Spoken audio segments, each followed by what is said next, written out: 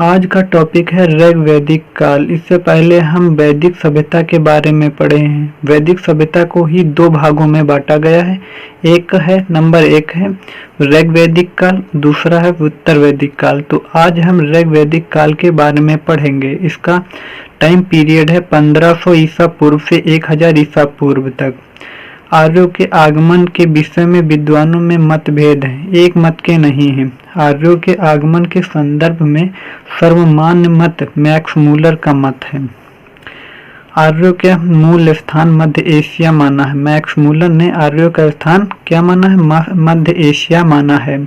आर्यों का मूल निवास संपूर्णानंद मानते हैं कि आर्यों का मूल स्थान सप्त सैंधव प्रदेश था, जबकि दयानंद सरस्वती मानते हैं कि आर्यों का मूल स्थान तिब्बत था।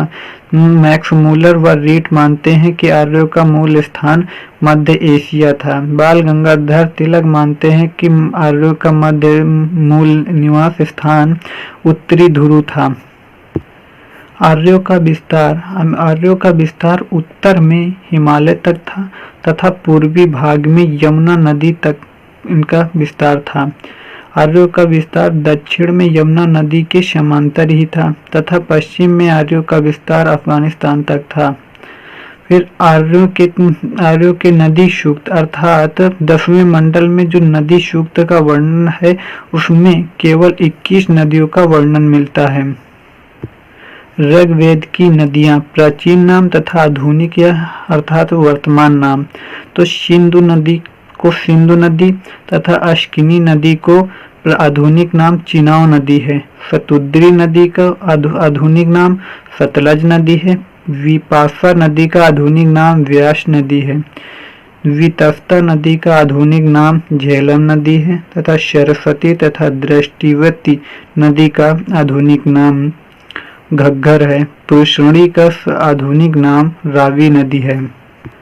आगे कुछ अफगानिस्तान की नदियों का बात करते हैं। तो कुंभ नदी को आज आधुनिक नाम काबुल नदी है। सुवस्तु नदी को आधुनिक नाम स्वात नदी है। क्रुमु नदी को आज आधुनिक नाम कुर्रम नदी है तथा गोमती नदी को आधुनिक नाम गोमल है। सिंधु आर्यों की सबसे प्रमुख नदी थी, इसे हिरण्यानी भी कहा जाता था। ऋग्वेद में उल्लेखित दूसरी नदी सरस्वती नदी थी, जिसे नदीतमा अर्थात सर्वश्रेष्ठ नदी कहा जाता था। ऋग्वैदिक काल में गंडक को सदानीरा के नाम से भी जाना जाता था। शतपथ ब्राह्मण में नर्मदा नदी का वर्णन मिलता है। शतपथ ब्राह्मण जो है शतपथ ब्राह्मण के रचनाकार याज्ञवल्क्य हैं।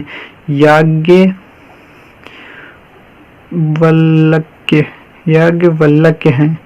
भरतवंश और 10 राजाओं के बीच पुष्करणी नदी के तट पर 10 राज्य युद्ध हुआ।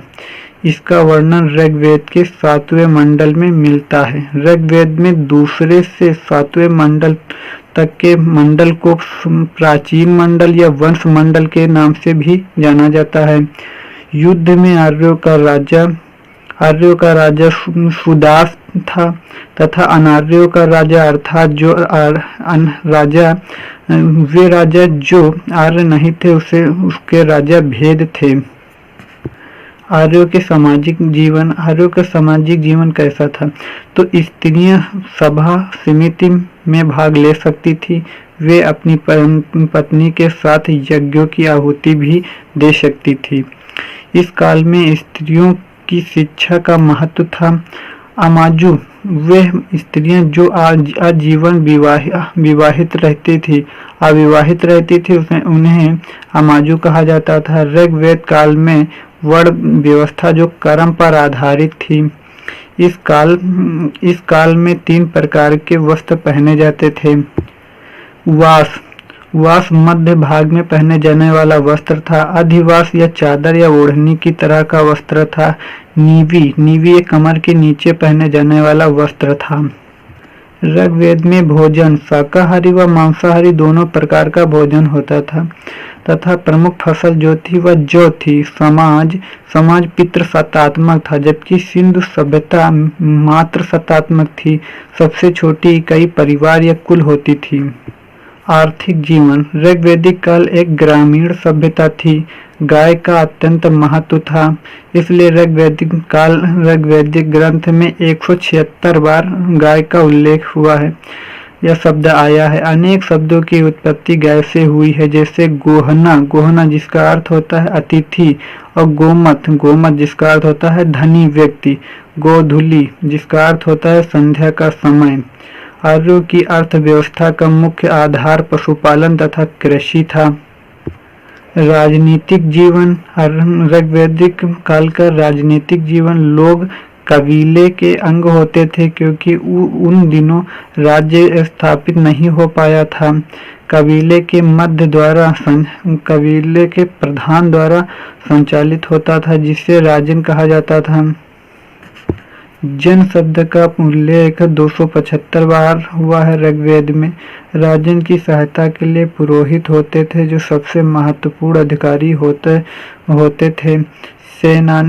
सेनानी, ग्रामीणी, ब्रजपति अन्य अधिकारी होते थे।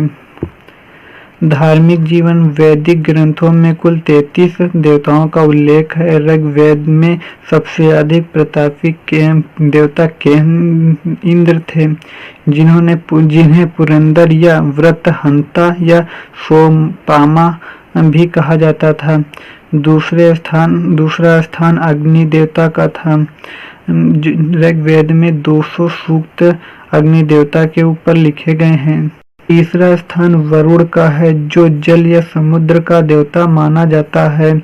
ऋग्वेद में 176 बार वरुण शब्द का प्रयोग हुआ है। अन्य प्रमुख ऋग्वैदिक देवता सोम वनस्पति के देवता माना जाता था। मरुत आंधी के देवता माना जाता था। उषा प्रगति एवं उत्थान की देवी माना जाता था। पूषण पशुओं के देवता माने जाते थे। अरण्य यानी जंगल की देवी थी। देव आकाश का देवता माना जाता था, जो सबसे प्राचीन देवता थे। ऐसे वीडियो देखने के लिए लाइक करें एंड कमेंट करें और सब्सक्राइब करना ना भूलें।